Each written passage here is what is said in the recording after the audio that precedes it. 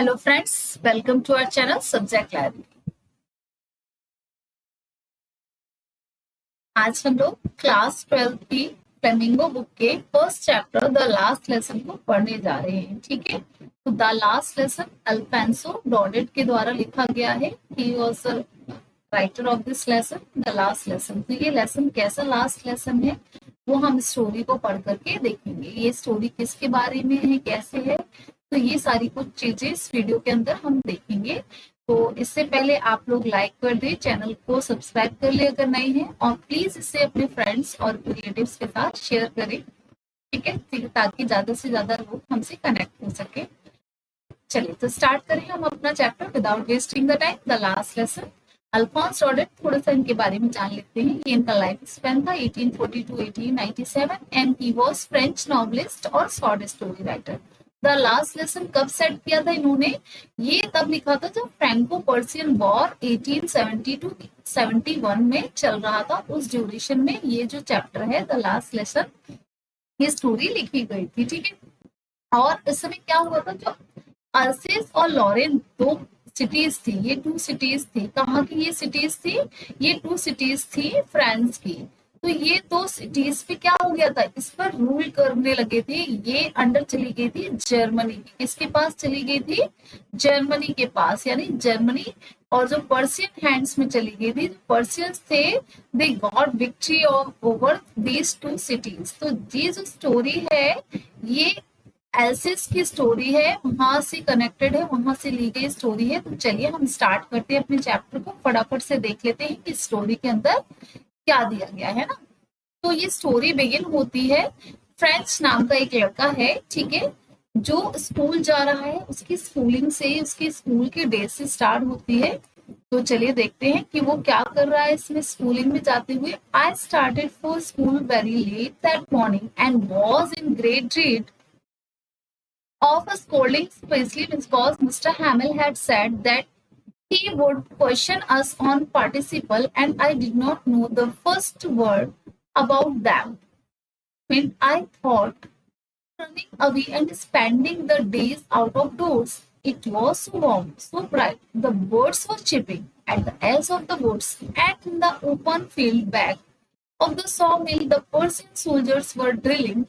It was all much more tempting than the rule of participles. But I had the strength to resist and hurried off to school.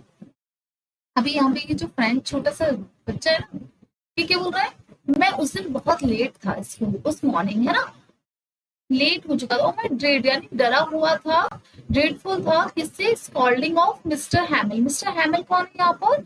ये French के teacher हैं। कौन है ये? French के teacher हैं। और इनसे क्यों डरा था?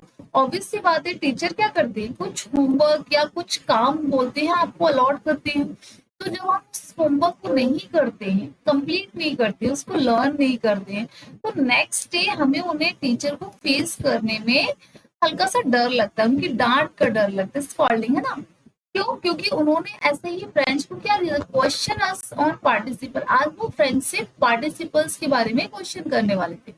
And I did not know the first word about them. और पार्टिसिपल्स के बारे में फ्रेंच को तो कुछ पता नहीं था। और a movement I thought of running. अब ऑब्वियस सी बात है, जब आपको कुछ पता नहीं है, कुछ आता नहीं है, तो ऐसे टाइम पर बहुत सारे थॉट्स हमारे माइंड में आते हैं। तो ऐसा ही एक थॉट्स इस फ्रेंच के माइंड में आया। क्या आया फ्रेंच के माइंड में? कि रनिंग, भाग जाओ। कहाँ से? स्कूल जाओ ही नहीं, रनिंग अवे, वहां से चले जाओ, स्कूल जाओ ही नहीं, है ना। एंड स्पेंडिंग, क्या करो, अपना पूरा दिन को स्पेंड करो कहाँ पर? आउट ऑफ द स्कूल, यानी स्कूल जाए बिना ही अपना पूरा दिन जो है वो स्कूल के बाहर ऐसे ही स्पेंड कर दो। तो ये थॉट जो था उसके दिमाग में आया। अब क्यों आया? It was so warm, so bright, the birds were chirping at the edge of the woods in the open field back of the sawmill the Persian soldiers were drilling। तो उससे क्या दिखा कि वो काफी सनी डे था। Sunny day मतलब warm day, क्योंकि ये फ्रांस की बात हो रही है। तो फ्रांस में ज्यादातर दिन कैसे होते हैं? ठंडे होते हैं, कूल होते हैं, कोल्ड डे होते हैं ना लोग। लेकिन वो दिन सनी डे था, तो जो काफी ब्राइट था, वार्म था, और बर्ड्स चिपिंग कर रही थी एंड ओपन फील्ड में सॉमिल जो पर्सियन सोल्जर्स क्या कर रहे थे, ड्रिलिंग कर रहे थे, है ना। सॉमिल मतलब लकड़ी का यंत्र होता है, लकड़ी का काटने का, और ड्रिलिंग कर रहे थे उसमें, ऐसे ऐसे ड्रिल करते हैं ना, जैसे हम दीवारों में भी करते हैं, छेद वगैरह कर देते हैं। It was all much more tempting, ये सारी चीजें उसको बहुत टैम्पटिंग लग रही थी, यानी उसे अट्रैक्ट कर रही थी, उसे आकर्षित कर रही थी अपनी तरफ। Then the rule for participle, कौन जाकर के स्कूल में जाए और रूल्स पढ़े, इन सबसे अच्छा है बाहर देखो कितने अच्छे अच्छे जो सीन है वो उसे दिखाई दे रहे हैं। I had strength to resist, लेकिन फिर भी मैंने स्ट्रेंथ दिखाई और रेसिस्ट किया, यानी अपने मन को समझाया, इन सब चीजों से रेसिस्ट किया, इन सब से बाहर निकला। And hurried off to school, और मैं जल्दी से स्कूल के लिए निकल गया। When I passed the town hall, there was a crowd in front of the bulletin board. जब मैं टाउन हॉल से पास हो रहा था, निकल रहा था, तभी मैंने वहां पर एक बुलेटिन बोर्ड देखा। बुलेटिन बोर्ड में क्या होता है, छोटे छोटे से नोटिस, न्यूज वगैरह लगी हुई होती हैं। तो for the last 2 years, all are bad news, bad come from there. The lost battle, the draft, the order of the commanding officer.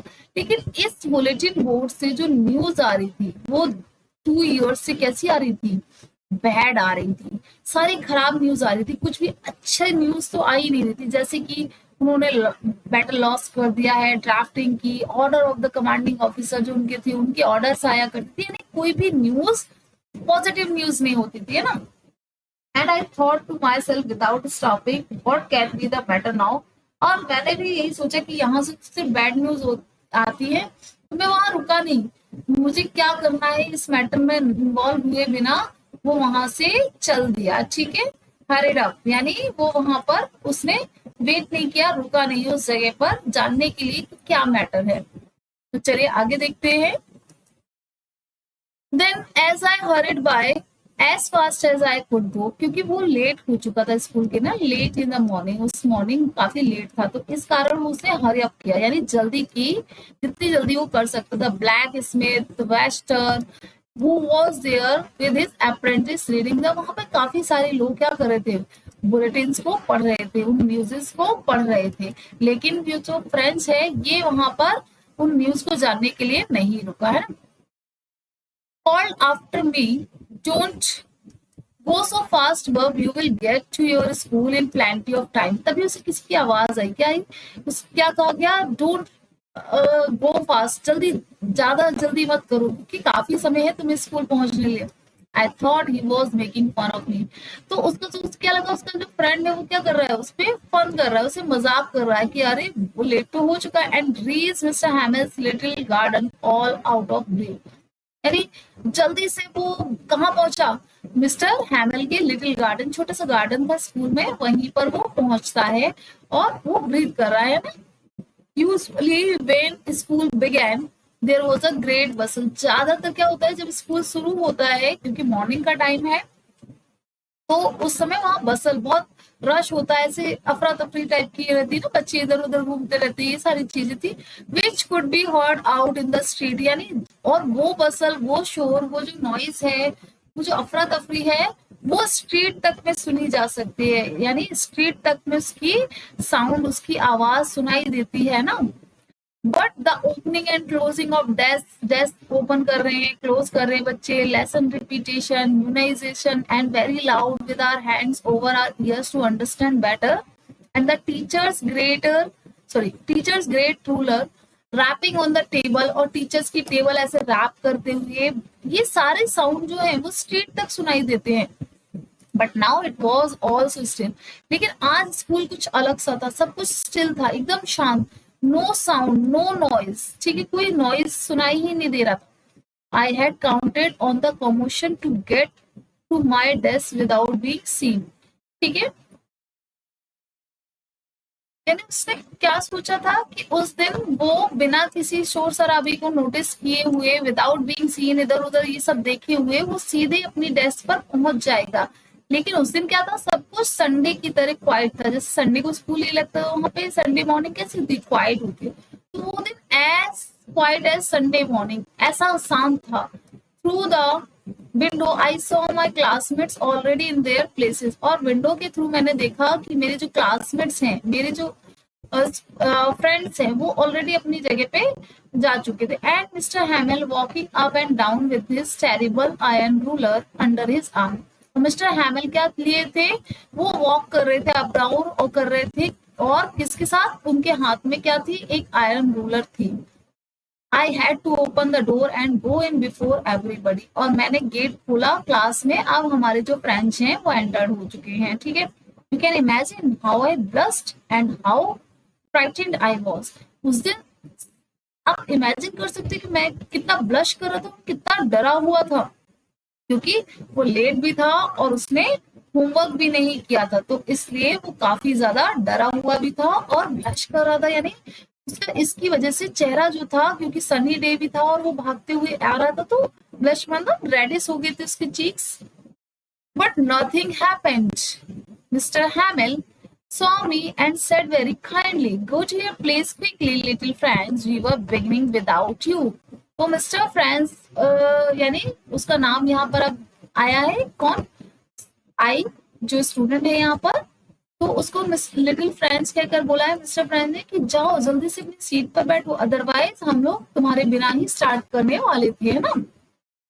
तो I jumped over the bench and sat down at my desk. Not till then, when I had got a little over my fright, did I see that our teacher had on his beautiful green coat, his frilled shirt, and the little black silk cap, all embroidered, that he never wore except on inspection and prize day. Beside the whole school seemed so.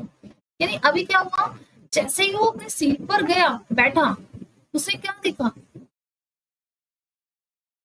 वो क्या देख रहा है, not till then, तब उसने देखा, ध्यान किया, got a little over my fright, तो अपने डर से थोड़ा बाहर निकला और उसने देखा, did I see that our teacher, our teacher कौन यहाँ पर है, मिस्टर हैमिल की बात की जा रही है। वो कैसे थे उस दिन, had on his beautiful green coat, उन्होंने ग्रीन कोट पहना हुआ था, ये ध्यान रखना है, ठीक है। उनका अपीयरेंस पूछा जा सकता है। एंड फ्रिल्ड शर्ट थी उनकी, फ्रिल्ड शर्ट पहने हुए थे, है ना, और लिटिल ब्लैक सिल्क कैप उन्होंने लगा रखी थी, ब्लैक सिल्क कैप। अब ये सारा वो उस दिन क्यों स्ट्रेंज था, ये अभी तक हो रही, वो सब एम्ब्रॉयडर्ड थे, और ये ऐसे कभी कपड़े नहीं पहन के आते थे, कौन, मिस्टर हैमिल, सिर्फ इंस्पेक्शन और प्राइस डेज को छोड़ते हुए, बाकी के दिनों में वो सिंपल तरीके से आया करते थे, लेकिन वो दिन थोड़ा अलग था। Beside the whole school seems so, जबकि पूरा स्कूल स्ट्रेंज दिख रहा है, शांत दिख रहा है, उस दिन मिस्टर हैमिल बहुत ड्रेस्ड अप हैं, यानी अच्छे से तैयार होके आए हैं, है ना। चलिए आगे देखते हैं।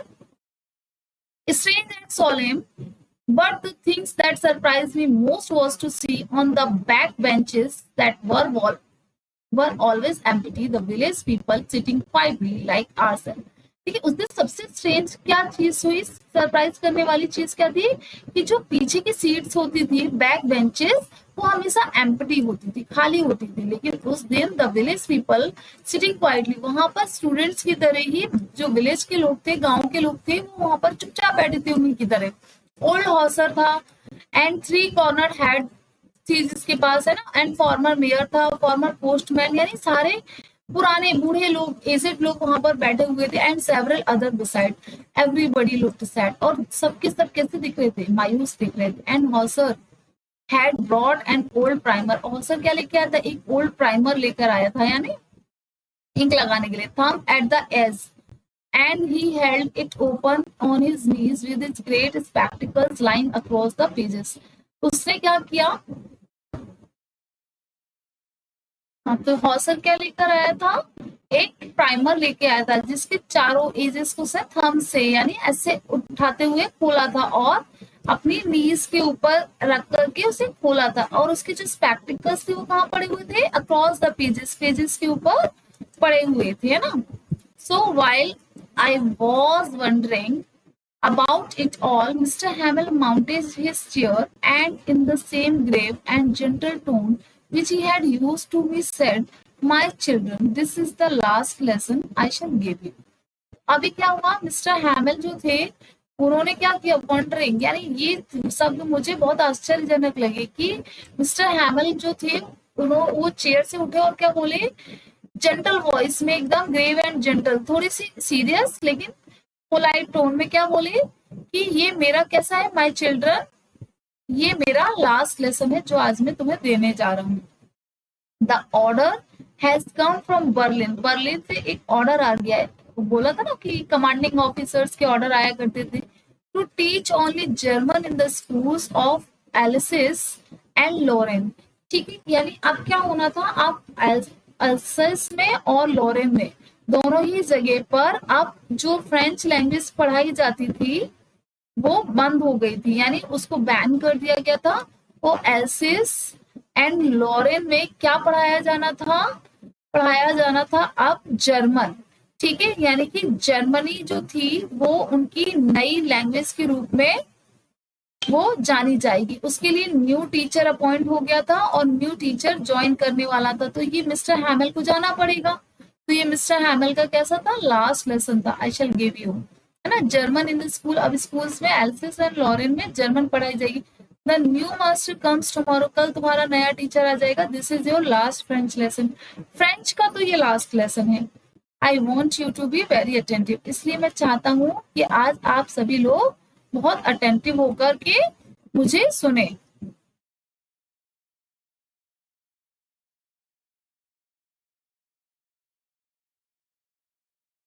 What a thunderclap तो these words were to me। अब उसे एकदम से बहुत शॉक लगा, वो एकदम ऐसा लगा थंडर क्लैप, एकदम कप कप आ गया। क्यों?